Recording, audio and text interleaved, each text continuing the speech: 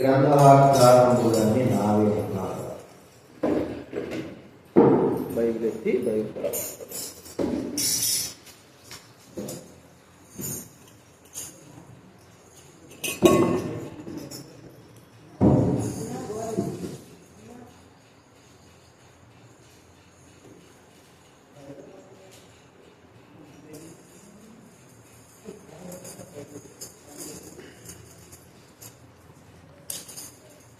గ్రంథవాగ్దానంబులన్నీ నావి ప్రాతిఆధ్యాయపువంతవచనము కాన దివ్య ప్రేమ వాగ్దానంబులు గ్రంథవాగ్దానంబులన్నీ నావి.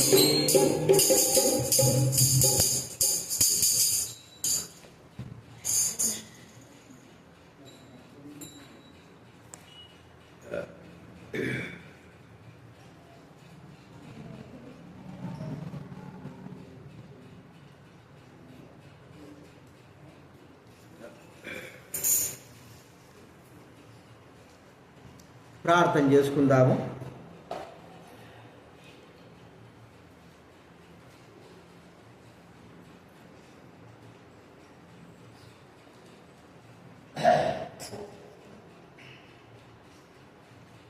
పరలోకమున్న తండ్రి, ప్రభువా మీకు వందనాలు చెల్లిస్తా ఉన్నా.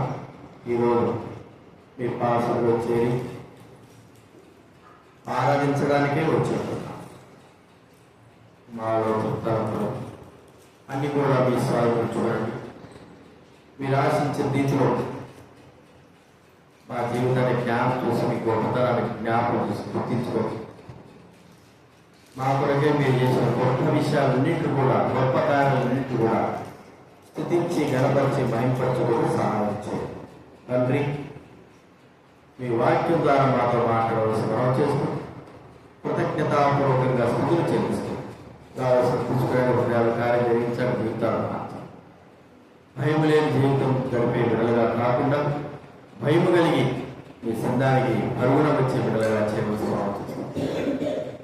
ప్రభా.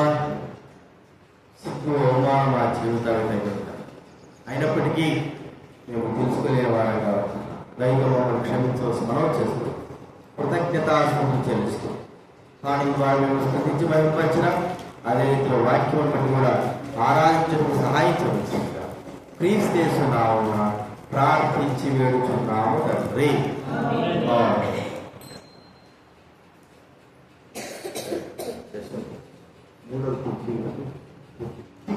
చాలా కొద్దిగా మూడోది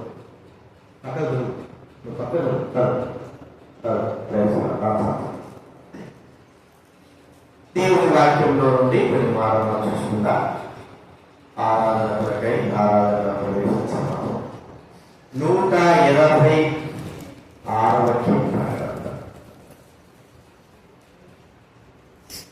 కీర్తన గ్రంథం 126 రెండవ వచనం, మూడవ వచనం మనం కలిసి చదువుకుందా. 126 రెండవ వచనము, మూడవ వచనం అందరూ కూడా కలిసి చదువుకుందా. కీర్తన గ్రంథం 126 మధ్యలో నుంచి 520 రెండవ వచనం, ఒకటి మూడు వచనాలు మనం కలిసి చదువుకుందాం. సీయోనుకు తిరిగి వచ్చిన వారిని యెహోవా చెరలో నుండి రప్పించినప్పుడు మనము కళ కలిగిన వారి వలె ఉంటిమి. మన నోటి నిండా నవ్వుతాను, మన నాలుక ఆనందగానముతో నిండి ఉండేది. అప్పుడు యెహోవా వీరి కొరకు ఉపకారము చేసిన నేను అనేది చెప్పుకోండి. యెహోవా మన కొరకు ఉపకారము చేసి ఉన్నాడు, మనము సంతోషభరితులమైతిమి. అలాగే 135వ కీర్తన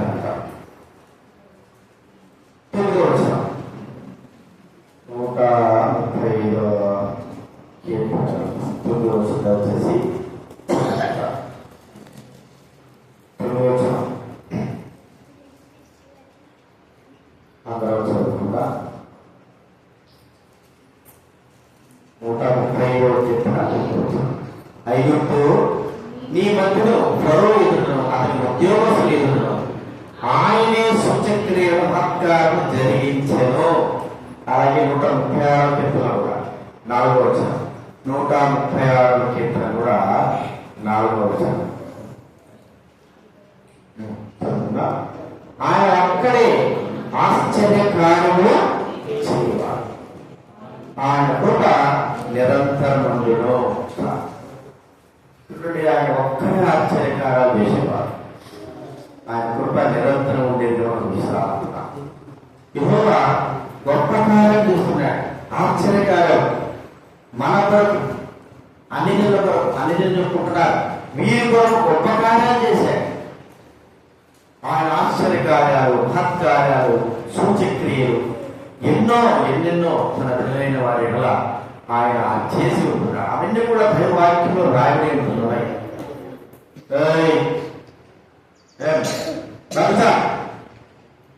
నీకే చెప్పేది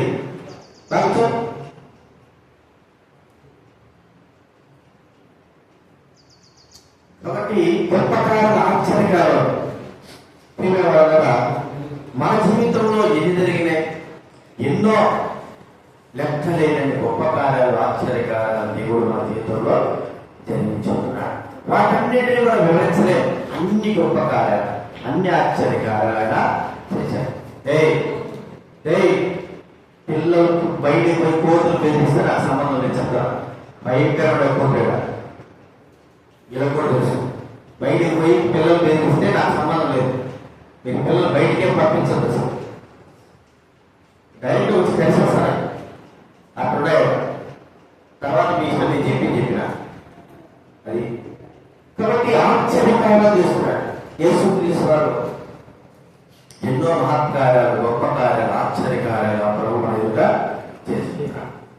మరి అవి వారి జీవితంలోనైనా, భౌతిక సంబంధంగా, శరీర సంబంధంగా జీవితంలోనైనా, అవి మన జీవితంలో కూడా ఆత్మీయ ఎన్నో గొప్ప కార్యాలైనా జరిగించుంటున్నాడు. వాటిని మనం ఆలోచిస్తే భౌతిక సంబంధంగా చేసిన సౌచిక్రియలే అంత గొప్పవైతే, మన ఆత్మకు, మన జీవితానికి, మన యొక్క మనసు, మన హృదయానికి, మన యొక్క ఆత్మకు చేసిన సౌచిక్రియలు గొప్పవిగా, వాటిని మనము గుర్తించుకోదగ్గ విషయంగా మనము ఆరాధించాలి. ఒక్కొక్క జీవితంలో దేవుడు చేసిన గొప్ప కార్యాలు వాళ్ళు మర్చిపోలేదు. మర్చిపోవడానికి వీల్లేదు. మనమైతే మర్చిపోతుంటున్నాం అజ్ఞానము. మరి మాకు ఇక్కడ పుష్పప్రాయము, దేవుని కార్యాలు ఎన్ని చేసినప్పుడు కూడా మర్చిపోయేటువంటి వారంగా ఉంటున్నా.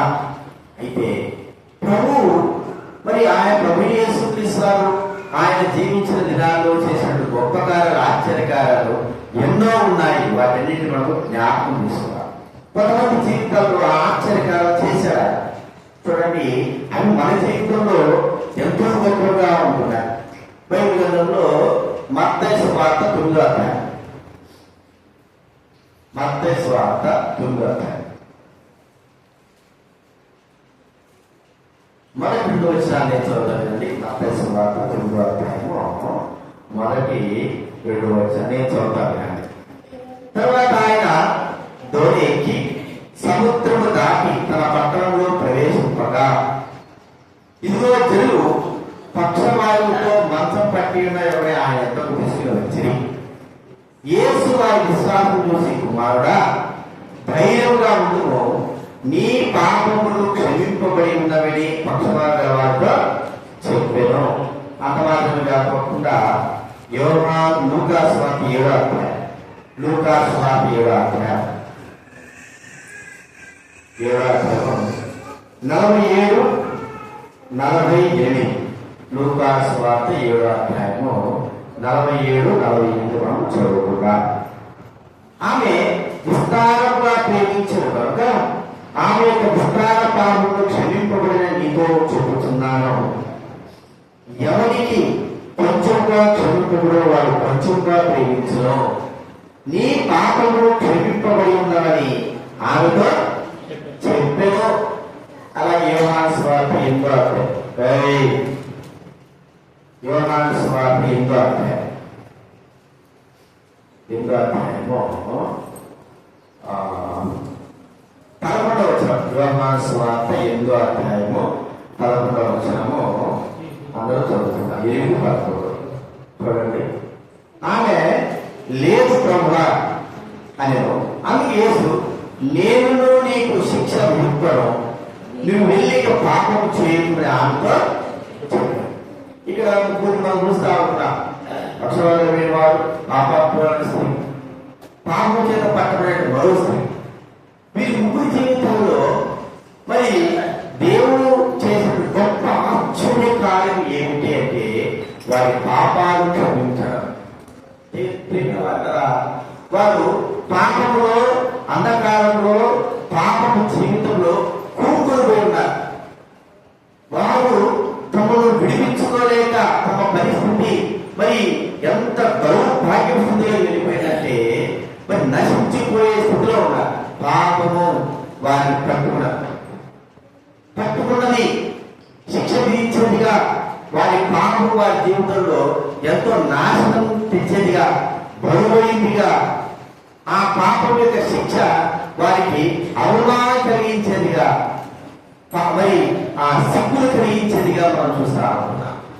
చూడండి, పాపాలు క్షమించడం అంటే అంత తేలికైన విషయం కాదు. లోకంలో ఎంతో మంది మంచి మంచి గొప్ప కార్యాలు, ఆశ్చర్యకార్యాలు, మరి సూచక్రియలు ఏవేవో చేయాలని ఇష్టపడ్డారు, మంచి మాటలు చెప్పారు. కానీ ఏ మానవుడు కూడా మరి పాపములను క్షమించే అధికారం లేని వాడు. ఎన్ని మంచి మాటలు చెప్పారు, చాలా చాలా మంచి మాటలు.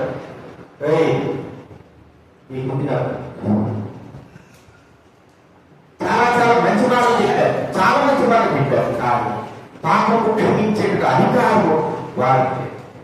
మంచి మాటలు అవసరమే, అంతకంటే ప్రాముఖ్యంగా మానవ జీవితానికి నెమ్మది, సంతోషం, ఆనందం ఇచ్చేటువంటి పాప క్షమాపణ హృదయం మరి కడగబడినటువంటి రీతిలో ఉండాలని మానవుడు కోరుకుంటున్నారు. అది ఎవరి వల్ల సాధ్యమవుతుంది? ఎంతో మంది ఎన్నో రీతులుగా తమను రక్షించాలా, తమకు సహాయం చేయాలా, తమకు మరి మంచిగా చేయాలా, తమ పాపం నుంచి మరి వారి జీవితం విడిపింపు చేయాలని ఎదురు చూస్తూ ఉన్నారు. చాలా మంది దొరకలేదు, కానీ వారి జీవితంలో చాలించారు. అయితే యేసు ప్రభు మాత్రం ప్రియమైన వార్త పాపములను క్షమించేటువంటి ఒక గొప్ప ఆశ్చర్యకార్యం ఆయన చేశారు. ఆయన తప్ప, ఇది ఒక ఆశ్చర్యకార్యం ఏంటంటే దేవుడు తప్ప ఎవరు కూడా క్షమాపణ చేయలేటువంటి విధానం. దేవుడే క్షమించాలి, దేవుడే క్షమాపణ కలిగించేవాడుగా మనం చూస్తా ఉన్నాం. కాబట్టి ఇది నేను రక్షింపబడ్డాను, ఇది పాపం నుంచి విడిపింపబడ్డాను, పాపం నుంచి దూరపరచబడ్డాను. మరి పాపం మా దగ్గర నుంచి వెళ్ళిపోయిందంటే ఇది ఏదో జరిగింది కాదు. కేవలం యేసు క్రీస్తు వారు మన పాపములను క్షమించి మనకు నిత్య జీవాన్ని ఇచ్చిన వాడు మనం చూస్తాము. పాపములను క్షమించిన వాడు, పాప క్షమాపణ ఇచ్చిన వాడు. ఇది జీవితంలో ఆశ్చర్యకరమైన విషయము, గొప్ప విషయము, గొప్ప సంతోషకరమైన విషయము. మీరు చూస్తా ఉంటే పక్షవాలు కలిగిన వారు పాపాలు క్షమించబడమే కాదు, వారి శరీరంలో తగులుకోబడింది. పాపాత్మురాల స్త్రీ తాను చేసిన పాపమంతా కూడా ఒక వ్యక్తి క్షమాపణ కలిగేసుకుని వచ్చాడు. ఆయనే ప్రభు యేసు క్రీస్తు వారు తన జీవితంలో తన పాప భారం కలిగించాడు. పాపం చేత పట్టబడిన స్త్రీ పాపములకు భారం వచ్చే శిక్ష మరణం పొందాల్సింది.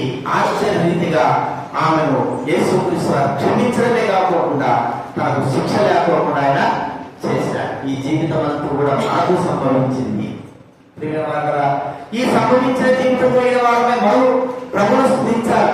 ప్రభువు క్షమాపణ కలిగించకపోతే, ప్రభు క్షమించకపోతే మనము క్షమింపబడేవాళ్ళ. ఆయన క్షమించడానికి మనస్సు లేని వాడై ఉంటే బైబిల్ ఉంది, క్షమించడానికి ఆయన సిద్ధమైన మనసు కలిగిన వాడు. ఆయన నేను క్షమించను, నేను క్షమాపణ వారికి క్షమించాలంటే మన స్థితి ఏం కావాలి, మన గతి ఏం కావాలి, ఏ వ్యక్తి మనం రక్షిస్తాడు, ఎవరు మనకు సహాయం చేస్తాడు, ఏ వ్యక్తి మన పాపం నుంచి విడిపిస్తాడు, ఏ వ్యక్తి పాపంలో ఆయన బరువు కింద నుంచి మనం విడిపిస్తాడు, ఎవరు కూడా లేదు. ఒక గొప్ప ఆశ్చర్యం చేశాడు కేవలం మాట ద్వారా. అది మరి మాట ప్రాణాలే కాకోకుండా ఆశ్చర్యం ఏమిటంటే దేవుడే మన కొరకై తన ప్రాణాన్ని అర్పించి తన బలిగా అర్పణగా సమర్పణగా మనకు జరిగించాలని ఇక్కడ గుర్తించాలి.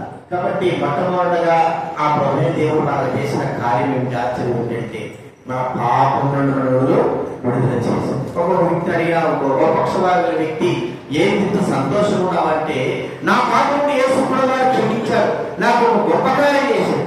ఓ పాపాత్మురాలు స్త్రీ నీ జీవితంలో ఎందుకు ఇంత సంతోషం అంటే నేను చేసిన పాపాలు క్షమించరానివి ప్రభు యేసు క్రీస్తు నా పాపాలు కేవలము మరి ఆయన తైలపు పుట్టి ఆయన తైల పోసిన అంతే నా పాపాలు తైలపుడితో కాకుండా దేవుడితో కడిగినా పోదు. కానీ యేసు క్రీస్తు తన మాట చేత నా పాపాలు క్షమించాడు. మరో స్త్రీని అడిగితే నేను చచ్చిపోవాలిగా నాకు మరి శిక్ష పడిపోతాను, రాళ్ళతో కొద్ది సంపదల కొద్ది క్షణాలనే చచ్చిపోతాను. ఒక గొప్ప ఆశ్చర్యాలు చేశాడు ఆయన. ఆయన లేకపోయి ఉంటే నేను కూడా ఈ శిక్ష విధించాలని చెప్పిన ప్రభు ఆయన లేకపోతే నేను ఎప్పుడో రాళ్ళ చేత తప్పబడేవాడు. వారి జీవితంలో ఒక ఆశ్చర్యం చూశారంటే తమ పాపములను క్షమింపబడడం అనేది ఇదిలా మనం కూడా ఒక ఆశ్చర్యం చూస్తున్నామంటే మన పాపాలు మన దోషాలు క్షమింపబడిన అనేది మనకు ఇంకా నీ పాపాలు నీ దోషాలు క్షమింపబడకోకుండా అలాగే జీవిస్తే అలాగే ఉంటే ఆశ్చర్యకార్యం ఏం లేదు. నీ జీవితంలో నీ పాపాలు క్షమింపబడమే ఆశ్చర్యకార్యం అనేది మనం గుర్తించుకోవాలి. ఇది మొట్టమొదటి చూస్తున్నా మన జీవితంలో జరిగిన ఒక గొప్ప ఆశ్చర్యం. ఆ ముగ్గురు జీవితాలు జరిగిన గొప్ప ఆశ్చర్యమే మన జీవితంలో జరిగింది.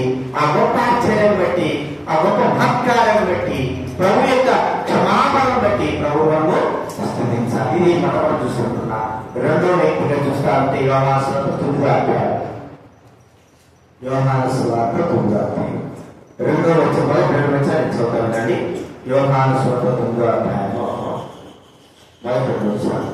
ఆయన మార్గమున పోవచ్చుండగా పుట్టి అయిన ఒక మనుషుడు కాబట్టి ఆయన శిష్యుడు కూడా మీరు పుట్టివాడే పుట్టడం లోకారం చేయడం వీడ ఇది కన్నవారా అని ఆయనలో అడుగగా పుట్టుకులోనే చీకటి పుట్టుకులోనే ఏమీ కూడా కనబడటువంటి గుర్తించలేనటువంటి స్థితి కలిగిన వారు మనకి తెలుసు.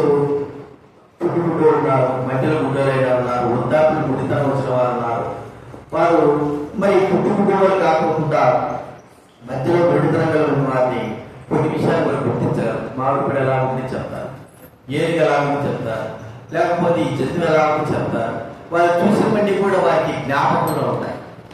మరి వృద్ధులైన వారు కళ్ళు కనపడకపోయినా కూడా ఇవి ఎలా ఉన్నాయి ఇలా అంటే వాళ్ళు గుర్తించగలుగుతారు. కానీ పుట్టుకుంటి వాడు ఏమీ చూడలేరు. వారి జీవితము అంధకారము. వారి జీవితం అనగా యవనస్తుడైన వాడు ఈ పుట్టుకుంటి వాడు ఎవరండి? యవనస్తుడైన వాడు అంధకారంతో ఉన్నవాడు. చూడండి, ఈ వ్యక్తి అనుకుంటాడు ఇక నా జీవితం ఏమిటి అయిపోయింది. నేను మరి పుట్టుకుంటిగా పుట్టినాడు, చిన్నప్పటి నుంచి నేనేం చూడాలనుకుంటున్నాను, అసలు నా కళకు ఏమి కూడా కనబడడం లేదు. ఆచరణ బుద్ధులాగా బుద్ధివాడి యొక్క బాధ కనుగొనాలంటే మనం చేయాలి. ఏం చేయాలి? అప్పటి కంటికి గ్లాస్ చూసుకొని 2 రోజులు ఉండాలి. తినగా కంటికి గ్లాస్ వేసుకొని అసలు ఏమి ఈ కళ్ళు దేవుడు రాత్రి నిద్రపోతుంటే బుద్ధుని కథ ఏం కాపాడాలా వారి బాధను తెలియాలంటే కంటికి మనం ఏం చేయాలా? గ్లాస్ వేసుకొని ఒక్క రోజు తిరగాలంటే ఇంట్లో బయటికి తిరిగితే అప్పుడు తెలుసుకుంటాం బుద్ధుని యొక్క బాధ ఏంటి, బుద్ధుని యొక్క వ్యాధి ఏంటి. అంటే ఏం చూడకపోతే మరి కూర్చోవచ్చు, కొంచెం కూర్చోవచ్చు, కొంచెం కూర్చోడానికి తిరగచ్చు. ఎందుకంటే ఇంట్లో వాళ్ళు తిరిగేస్తారా. కానీ అన్నం ముందు పెడితే ఏం కలుపుకుంటావు, ఏం చేస్తావు, ఇది ఏం కూర, ఎట్లుంటావు, ఎట్లా కలపాలా, ఏం తింటున్నావు, ఏ కథ ఏం కూడా తెలియకపోతే ఎట్లా తినాలో చెప్పండి. బుద్ధివాడు ఏం తెలియకపోతే దాంట్లో మరి ఏం పెట్టినా కూడా వాడు పంపించాలి. అంత బాధకరమైన విషయం. చీకటి మిగిలిన వాళ్ళగా ప్రభువు యేసు క్రీస్తు మాట్లాడాడు, నువ్వు వెళ్ళి సులేవుడు కోరేట్లో పోయి కలుపుకోరాబో అంతే. వారి బురద చేశాడు కదా మాట వెలుగు ఉమ్మి వేసి ఉమ్మేశాడు. ఉమ్మితో బురద చేసి వారి కళ్ళు పైన కూర్చాడు. పోయగానే నువ్వు సిలువకు పోయిట్లో పోయి కడుపురా వెళ్ళినాడు. వాడు సిలువకు పోయిట్లో మనుషులు తీసుకువెళ్ళాడు. మరి ఎక్కడ వెళ్ళాడు పోయి ఆ నీటిలో మరి తన యొక్క ముఖానికి కన్నులు కడుక్కున్నాడు. కడుక్కుండానే తనకు స్పష్టంగా కన్నులు కనబడడం ప్రారంభించాడు. ఇక తన ఆశ్చర్యానికి తన యొక్క ఆనందానికి అవసరముంటాయా చెప్పండి. ఒక్కసారి కనబడితే ఆ ఆశ్చర్యానికి ఆనందానికి అవసరం ఉండదు. అంత గొప్ప ఆశ్చర్యం, అంత గొప్ప ఆశ్చర్యం కలిగిన వాడుగా అయిపోయాడు. ఏమిటంటే నేను ఎప్పుడు చూడలేదు, ఏ దాన్ని చూడలేదు, ఏ కూడా ఎలాంటి జ్ఞాపకమైన నా మనసు నా కన్ను నా హృదయం అంతా కూడా చీకటిమయమైపోయింది. ఏది కూడా చూడలేని వాడుగా ఉంటున్నాను. ఇక ఎప్పుడైతే తాను వెలుగును చూశాడో దిగిన వాళ్ళ మనోహరమైన వెలుగును చూశాడు, భౌతిక సంబంధ వెలుగును చూశాడు. ఆనందంతో గంతులు వేస్తా ఉన్నాడు, ఆనందంతో ప్రభువు స్తుతిస్తున్నాడు. మరి తనకు కలిగినటువంటి ఆశ్చర్యకార్యము తాను గుర్తిస్తూ వచ్చాడు. ఈ ఆశ్చర్యకార్యము ఎవరు జరిగిందో లేదో తెలియదు, కానీ తనకు జరిగింది. తన జీవితాంతం కూడా ఆ ప్రభువే యేసుక్రీస్తుని స్తుతించేవాడుగా గణపరిచేవాడుగా చూస్తా ఉంటున్నా. కేవలము కంటికి కలిగినటువంటి ఆశ్చర్యకార్యం బట్టి స్తుతిస్తే మన హృదయానికి ఉంటున్న అంధకారాన్ని, మన హృదయంలో ఉంటున్న అంధకారం యొక్క స్థితిగతులను ప్రభువే యేసుక్రీస్తు వారు వెలుగుమయంగా చేశారు. బైబిల్ ఏం చెప్తా ఉంది? మనసు అంధకారమాయను. చూడండి బైబిల్ చెప్తా ఉంది.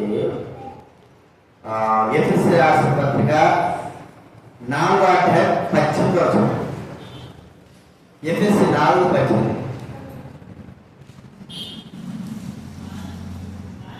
వారైతే అంధకారమైన మనస్సు కలిగిన వారై, అంధకారమైన మనస్సు. బైబిల్ గ్రంథంలో మార్క్స్ వార్త 10వ అధ్యాయం కూడా గుడ్డివాడు ఆ యొక్క ఎరుకో పట్టణం దగ్గర గేటు దగ్గర వచ్చి గుడ్డివాడు.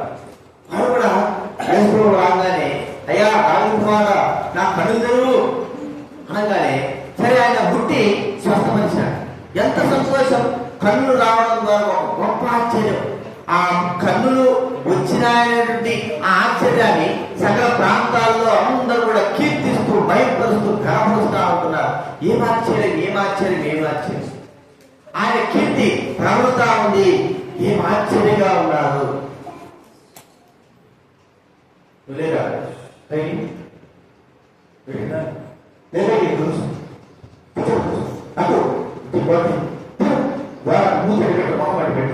మొహమ్మద్ యొక్క తిరిగిన నీకు రాసు తిరిగి మొహమ్మద్ ఆశ్చర్యం, గొప్ప ఆశ్చర్యం. ఏదైనా చీకటిలో ఉంటున్న మానవుని వెలుగు చూపిస్తున్నారు. ఆయన రాక మానవుని వెలుగులో చూడండి. బైబిల్ ఏం చెప్తారు? యోహాను సువార్త 1వ అధ్యాయం, యోహాను సువార్త 1వ అధ్యాయం,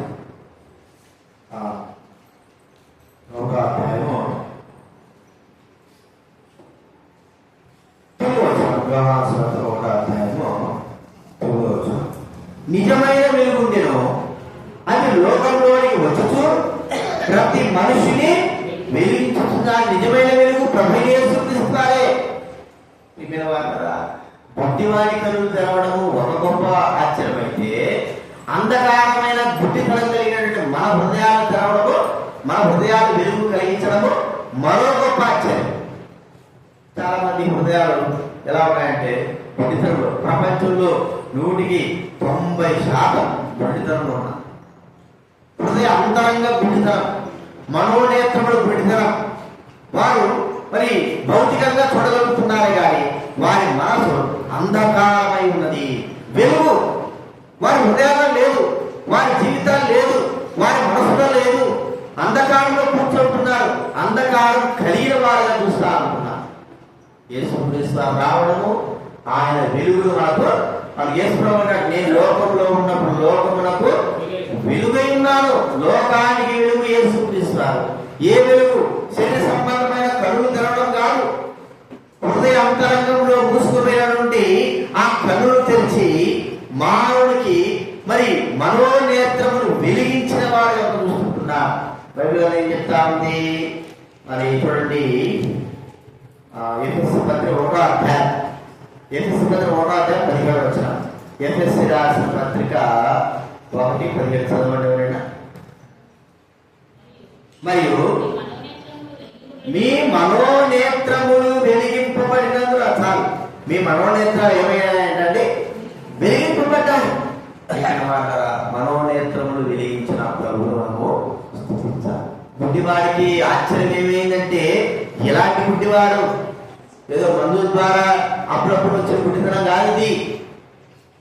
చిన్నప్పటి నుంచి పుట్టుకతో వచ్చిన గుడ్డితనం అది ఆ వ్యక్తిని ఆశ్చర్యమే చేయడం కాదు, కానీ సర్వలోక ప్రజలందరూ కూడా ఆశ్చర్యం చేసిన జ్ఞానం.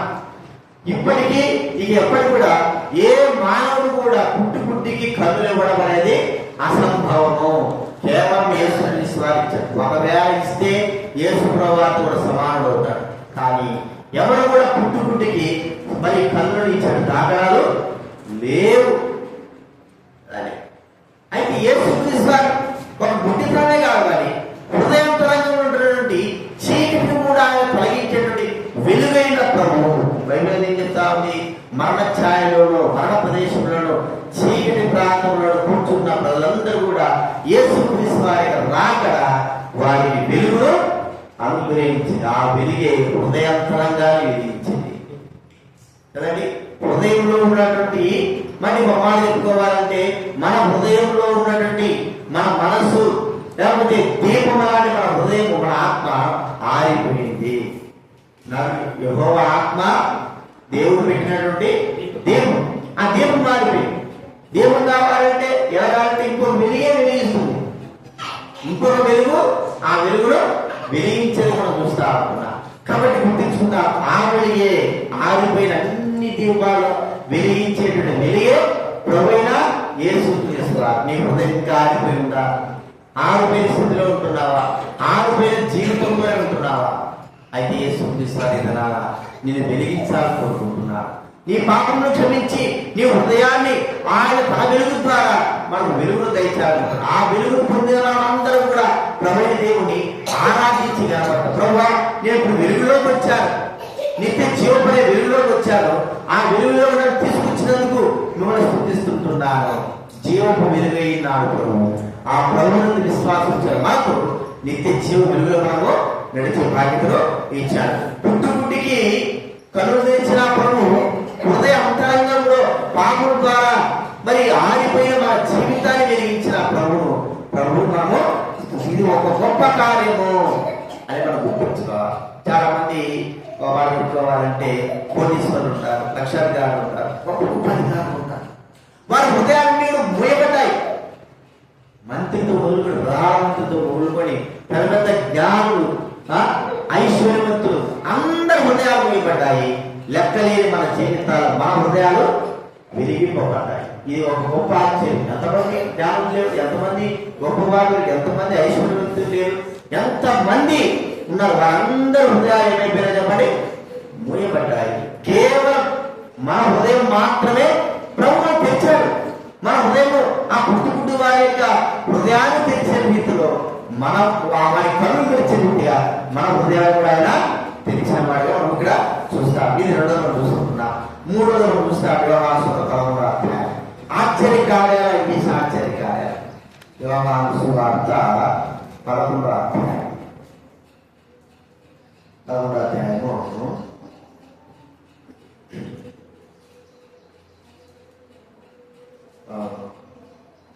39వ వచనం నేను చూద్దాను. యోహాను సువార్త 11వ అధ్యాయము 39. యేసు రాయి తీసివేయడం చెప్పగా చనిపోయిన వారి సహోదరి అయిన మార్త ప్రభువా అతను చనిపోయి 4 దినములైంది కనుక ఇప్పటికీ వాసన కొట్టున్న ఆమెతో చెప్పాను. ఇప్పుడు వాసన కొట్టాను అని చెప్పిన వెంటనే ఏం చెప్పాడైనా, మీరు నమ్మితే దేవుడు మేము చూస్తామని చెప్పి ఏమంటున్నాడు? ఆయన అలాగో చెప్పి లాజరు బయటికి రమ్మని బిగ్గరగా చెప్పాను. చనిపోయిన వాడు కాళ్ళు చేతులు ప్రేత వస్త్రములతో కట్టబడిన వాడై వెలుపలికి వచ్చాను. అతని ముఖములకు రుమాలు కట్టి ఉండేను అతను యేసు. మీరు అతని కట్లు విప్పి ఊరిడిన వాటితో చెప్పు. చచ్చిపోయినాడు, అతనికే చచ్చిపోయినాడు. గంట కాదు, 2 గంటలు కాదు, 1 రోజు కాదు, 2 రోజులు కాదు, 3 రోజులు కాదు, 4 రోజులు చచ్చిపోయి. 4 రోజుల నుంచి చచ్చిపోయిన మనిషి ఏం చేస్తాం? మనం ఒక్కరోజు ఒక 4-5 గంటలు ఉదయం తెచ్చిపోతే మధ్యాహ్నం కల్లా ఏం చేయాలి? వెంటనే ఎత్తారు. రాత్రి చేస్తే ఉదయం 9 గంటల 10 గంటలు ఎత్తారు వెంటనే. ఎందుకు ఎత్తారా? అంతగా ప్రేమించాలి కదా, అంతగా మన దగ్గర ఉన్న వ్యక్తి కదా, భార్య గాని, భర్త గాని, పిల్లలు గాని, ఎందుకు ఎత్తేస్తాను?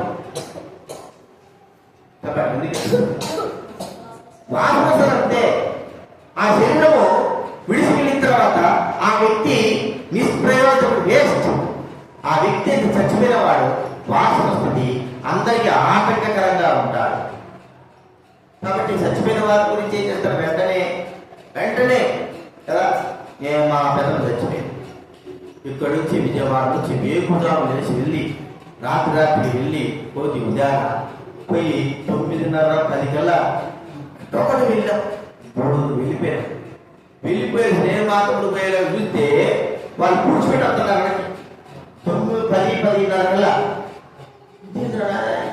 మా అన్న ఏం నా ఏమంటే అయిపోయిన కూర్చోబెట్టేసా. ఎందుకు కూర్చోబెట్టాను? వస్తున్నాను, ఫోన్ చేస్తున్నా కదా, నేను చూడాలని కదా చేసినట్టే రావు కూర్చోబెట్టాను.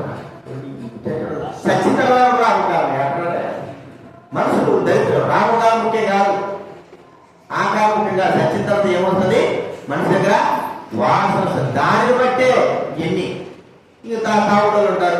త్వరగాయ వాడిస్తే వీడిస్తే త్వరగాయ అక్కడ వస్తారు, ఇక్కడ వస్తారు అనుకుంటారు.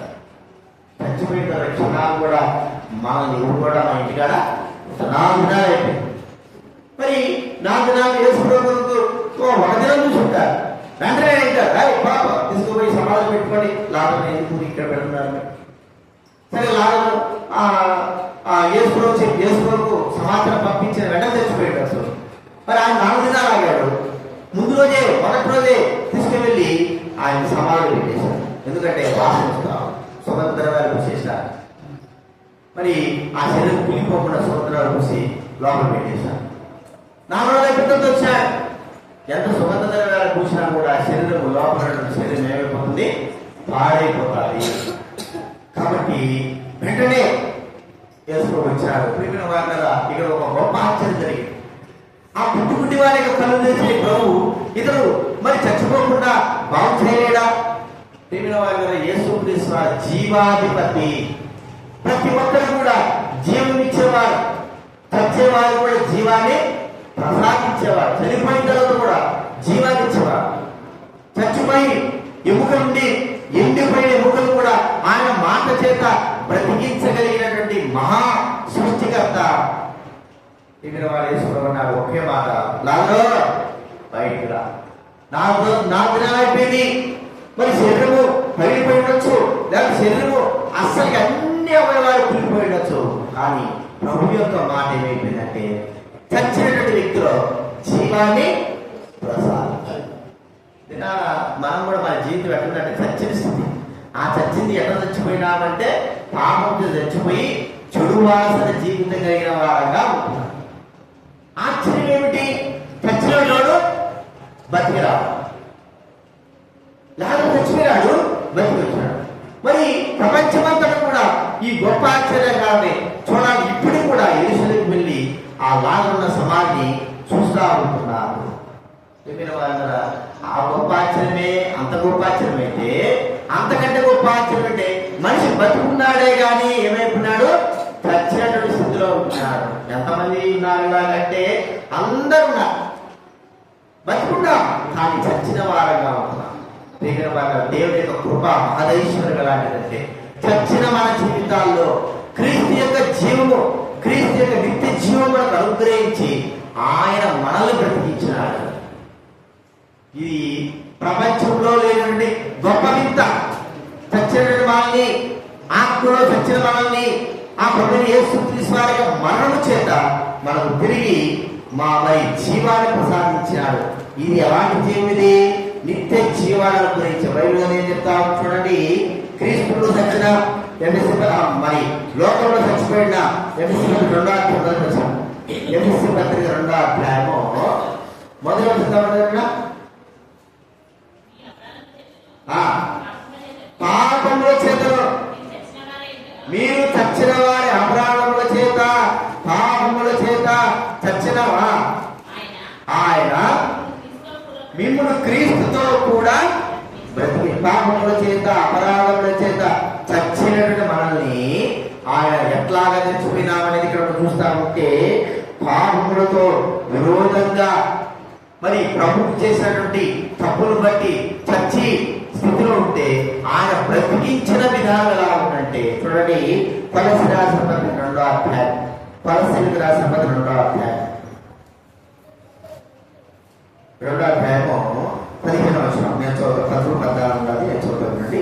కొలస్సీయులకు రాసిన పత్రిక 2 మరియు అపరాధములను శరీరమందు సున్నతి పొందగా ఉండు వలన మీరు మృతులై ఉండగా అపరాధము వలనను కదండి, శరీరమందు సున్నతి పొందకుండా మృతులైనగా దేవుడు రాతరూపకమైన ఆజ్ఞ వలన మన మీద రుణముగాను మనకు విరోధంగా ఉండిన పత్రములు మేకులతో శిలువకు కొట్టి దాని నీటి చేపరాత పుడిచివేసి మనకు అడ్డం లేకుండా దాన్ని ఎత్తివేసి మన అపరాధములన్నింటినీ క్షమించి ఆయనతో కూడా మిమ్మల్ని జీవింపజేసెను, ఆయనతో కూడా మిమ్మల్ని బ్రతికించెను. కాబట్టి ఆడ కోతులు ఉంటాయి, సండే స్కూల్ వాళ్ళ సునీతక్క చూసినాము కోతులు ఉంటాయా, ఇంకా సండే స్కూల్ వెళ్ళలేదు. అపరాధముల చేతను చచ్చిపోయి అనుకున్నా ఎలాంటి మరి ఇక్కడ చూస్తుంటే మేకులతో విరోధముగా మనకు విరోధంగా ఉన్నటువంటి పాప సంబంధాలన్నీ కూడా మేకులతో ఆయన మన శిలువకు కొట్టుకొని వాటన్నిటిని భరించి ఆయన చనిపోయి మనకు జీవాన్ని అనుగ్రహించుకుంటున్నాడు. కాబట్టి మనం గుర్తించుకోదగ్గ విషయం ఏంటంటే మనకు ఆయన జీవం కూడా చచ్చినటువంటి మనల్ని కాపాడి ఎంతమంది చచ్చిపోయారు, ఎంతోమంది చచ్చిపోయారు కదా. చచ్చిపోయింది దేవుడు వాక్కు చేత, దేవుడి మాట చేత వారు బ్రతికించాడు. మన జీవితం ఆచరణ చూస్తే మనం కూడా చచ్చినా బతుకున్నాం కానీ చచ్చిన స్థితిలో ఉన్నాం. కానీ ప్రభు మనల్ని ఏం చేశాడు, తన మాట తన శిల్వ మరణం చేత, తన కార్యం చేత, పాప క్షమాపణ చేత మనకు మరి మరణాన్ని అప్పగించి తన మరణాన్ని అప్పగించి మనల్ని జీవితులుగా చేశాడు. ఇది ఒక గొప్ప ఆశ్చర్యం, మహత్కార్యం, గొప్ప కార్యం. ఇది 3వ మనం చూస్తున్నా.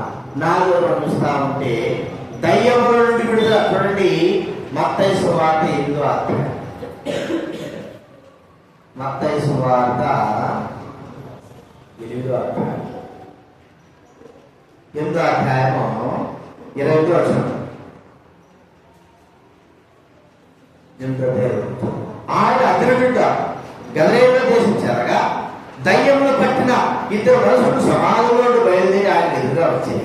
వారు ముగ్గురుడైనందున ఎవరినో ఆ మార్గం వెళ్ళలేకపోయేనో వారితో దేవుడి కుమారుడా నీతో మాకేమి కారు రాకముడి మేము బాధించుకు ఇక్కడ వచ్చిన వారిని కేకలు వేసి వారి దూరం గొప్ప 11 మంది వేస్తుండగా ఆ దయ్యములు నీవు మమ్మల్ని వెలగొట్టినట్లా ఆ 11 మందిలోని కోరికమని ఆయన వేడుకొనెను. దయ్యాలు పట్టిన మన తర్వాత చూస్తే సేనాదయం పట్టిన వారు, సేనాదయం బట్టి వారు కూడా మరి ఎంతో ఉగ్రుడిగా ఉంటున్న వ్యక్తిగా మనం చూస్తాం. సేనాదయం పట్టిన వారు కూడా మరి ఆ ఉగ్రుడుగా ఉంటున్నారు. దయ్యం ఎలాంటి దయ్యమో 2000 దయ్యాలు పట్టిన వారు. లోకాసువార్త 13వ గమనిస్తా ఉంటే అక్కడ కూడా నడుము వంగిపోయిన ఒక స్త్రీ పట్టిన ఆమె 13 సంవత్సరాల నుంచి అంటే ఆమె 8 సంవత్సరాల దయ్యంతో బాధపడతా ఉంది. చూడండి 18 ఏళ్ళ నుండి లోకాసువార్త 13వ అధ్యాయం 10వ వచనంలో 10-11 విశ్రాంతి ఆయన యొక్క సమాజంలో పొందుతున్నప్పుడు 18 ఏళ్ళ నుండి బలహీనపడుతూ దయ్యం పట్టిన ఒక స్త్రీ 18 సంవత్సరాల నుంచి దయ్యం పట్టేస్తుంది కదా. ఇంకా ఏదైనా ఉంటున్నాయి మరి ఆ నురుగు కాల్చుకునేటువంటి చిన్నవాడికి పిల్లవాడికి పట్టినటువంటి ఒక దయ్యం. ఈ దయ్యాలన్నిటి ఏం చేస్తున్నాయి? దయ్యాలు మానవుని చంపేసేవిగా, బహు బాధాకరమైనవిగా, నాశనకరమైనవిగా, మానవుల్ని పీల్చి పిప్పి చేసేవిగా, మానవుల్ని నాశనాన్ని నడిపించేవిగా, నాశనం చేసేవిగా ఉంటున్నాయి. చూడండి, ఈ దయ్యాలన్నిటి నుండి మానవుని ప్రభువైన యేసుక్రీస్తు తన మాట చేత విడిపించాడు. మనం కూడా చూస్తా ఉంటే 7 దయ్యాలు పెట్టినటువంటి మగ్దలేనే మరియా, ఆమెను కూడా విడిపించాడు. 1000 దయ్యాలు 2000 దయ్యాలు పెట్టిన వారు విడిపించాడు. దయ్యాల మరి ఆ యొక్క సమాజంలో దయ్యములు పట్టిన వ్యక్తిని కూడా విడిపించాడు. దయ్యాల యొక్క మరి వాటి యొక్క శక్తులను చూపించాడు. అయితే ప్రభువైన దేవుడు ఇప్పుడు మనం ఎక్కడ చూపించాడంటే సాతాను శక్తుల నుండి మనం కూడా ప్రభువైన దేవుడు విడిపించాడు. సాతాను యొక్క కబంధ హస్తాల నుండి, దయ్యాలు వేరు సాతాను వేరు కదండి. దయ్యాల సాతాను యొక్క దూతలే దయ్యాలు, కానీ దయ్యాలను చూపించుకోవచ్చేమో కానీ సాతాను చూపించుకోవడం అంత తేలికైంది కాదు కదండి. దయ్యాలన్నిటికీ ఎవరు రాజు? సాతాను, అపవాది. మరి వాడు అనేకమైన దయ్యాల ప్రపంచం పైన వదిలిపెట్టారు. అవి అనేకమైన పట్టి అనేకమైన జీవితాలు పాడు చేస్తున్నారు. కానీ ప్రియమైన వాళ్ళ వాటికి మించినటువంటి సాతాను వారి గురువు, దయ్యాల గురువు సాతాను. ఆ సాతాన్ని ప్రభువైన యేసుక్రీస్తు తన కాళ్ళ క్రింద తన యొక్క కాళ్ళ కింద ఆయన చితక దొరికించిన వాడు మనం కూడా చూస్తాం. కాళ్ళ కింద దొరికించాడు. వాడు గుర్తించుకుందా సాతాను లయపరిచాడు. సాతాను యొక్క ఆలోచనని తొలగించాడు. ఇంతగా సాతాను మనం ముట్టడం లేదు, సాతాను మన దగ్గర రావడం లేదంటే అర్థం ఏంటంటే ప్రభు యొక్క కాపుదల, ప్రభు యొక్క మాట సాతాను మరి దూరంగా ఉందంటే ప్రభు యొక్క మాటను బట్టియే. లేకపోతే సాతానికి అప్పచెప్తే మనం ఏమైపోయినా మనము నశించి నాశనం అయిపోయాం. కాబట్టి ఇప్పుడు ఇంతమందికి చాలా మంది అనేకమైన దయాలు పడతాము, అనేకమైన మరి తుమ్ముతా ఉన్నాయి, అక్కడిక్కడ తిరుగుతున్నాయి. కానీ మన దగ్గరికి ఎందుకు రావడం లేదంటే సాతాను ప్రభు యొక్క దూత మనకు కారణంగా ఉంటున్నారు. అందుకే వాడు ఏం చేయలేకపోతా ఉంటున్నాడు. వాళ్ళ గుర్తించుకుందా సాతానిక విడుదల, సాతాను నుంచి మనల్ని విడుదల గావించిన వాడుగా, దూరం చేసిన వాడు, వాడి హస్తం నుంచి మనల్ని లాగిన వాడు చూస్తా ఉంటున్నా. కాబట్టి ఇది ఒక గొప్ప ఆశ్చర్యం. అరే ఎప్పుడు వచ్చినావుగా అంటే దయ్యం వదిలిపెట్టిందంటే వదిలిపెట్టి 2000 దయాలు ఒకటి వదిలిపెట్టడం అంటే ఒక ఆశ్చర్యమే కదా. ఒక దయ్యం వదిలిపెట్టడమే గొప్ప ఆశ్చర్యం, 7 దయాలు వదిలిపెట్టడమే గొప్ప ఆశ్చర్యం. 2000 దయాలు ఒక వ్యక్తిలో వచ్చినాయంటే ఉండొచ్చేమో.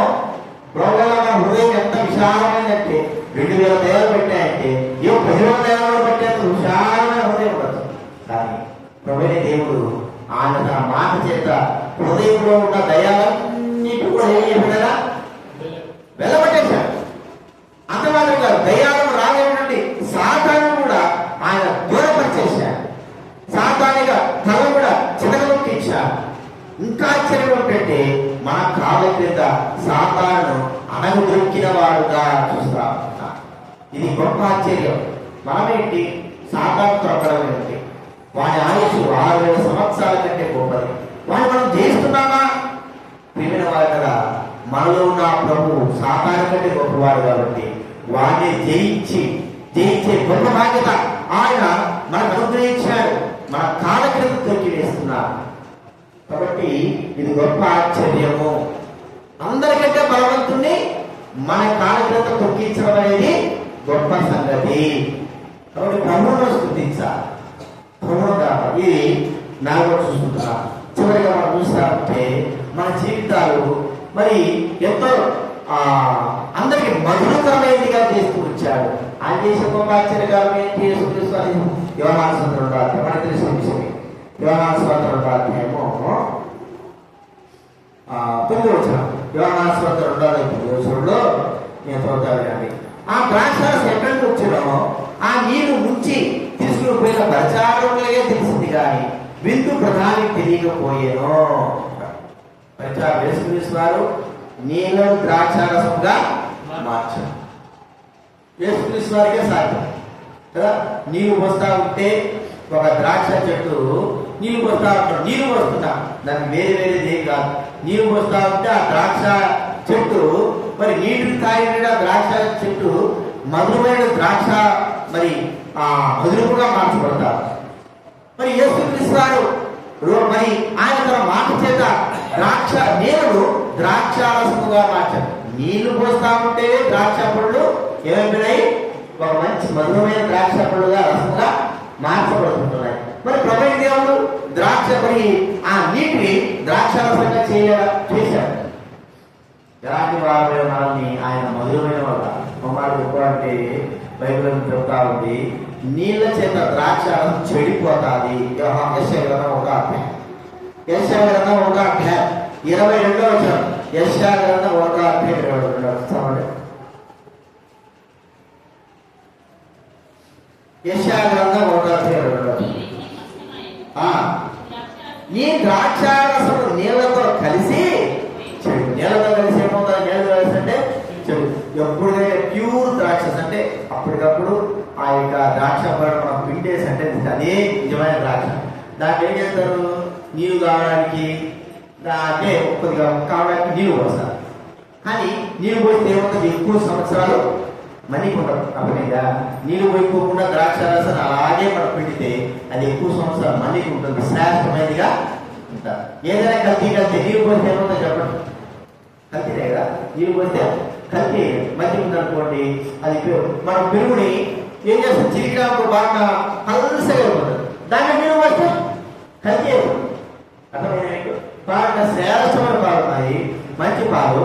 వాటిని పెరుగులో పోస్తే నీరు పోస్తే చెప్పండి, నీరు పోసినట్టే దాంట్లో ఏమవుతుంది? కల్తీ అయిపోతుంది. అర్థమైనా? అట్లాగే ఇక్కడ మనం చూస్తా ఉంటే ద్రాక్షారసం నీళ్ళతో ఏముంది? నీరు పోస్తే ద్రాక్ష చెడిపోయాడు, మన జీవితం చెడిపోయాడు. అయితే ఇది మన జీవితాన్ని ప్రభువు దేవుడు ఏం చేస్తున్నాడంటే మంచి మధురమైనదిగా, ఒక మంచి వ్యక్తులుగా, ప్రయోజనకరమైన వారుగా, మంచి వారిగా మనం చేయడం మనం ఇక్కడ చూస్తామంటే లోకానికి ఉపయోగపడేవారుగా, శ్రేష్టమైన వారుగా, మంచి వారుగా. ఇంత దుర్మార్గం ఎట్టయిపోయాడే, బాగా మంచివాడు అయిపోయాడే, మంచిగా అయిపోయాడు, జీవితం మాత్రమైంది.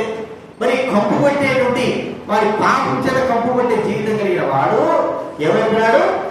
మంచి పరిమళ వాసనగా. అది ఎవరు ద్వారా జరిగింది? ప్రభువైన యేసుక్రీస్తు ద్వారా జరుగుతా.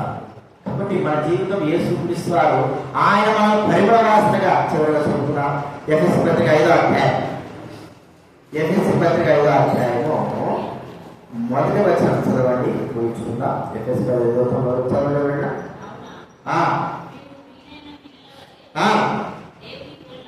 చూడండి, క్రీస్తు మిమ్మల్ని ప్రేమించి పరిమళ వాసనగా ఉంటకు, పరిమళ వాసనగా కదండి. ఏ వాసనది? పరిమళ వాసన. కాబట్టి మరి సువాసనగా ప్రభువైన యేసుక్రీస్తు వారు మనం చేయడానికి తను తానే అర్పించుకున్నాడు.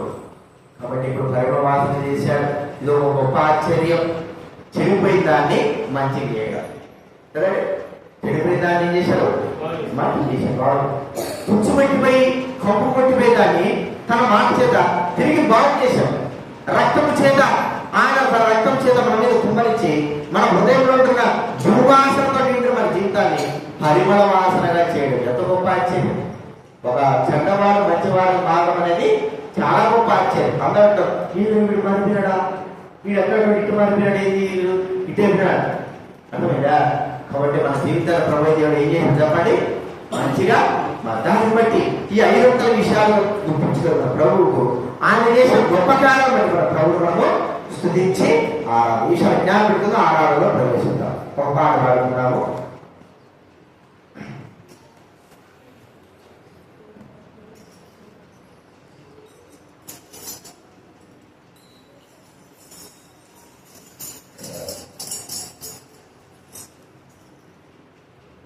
పాఠ్య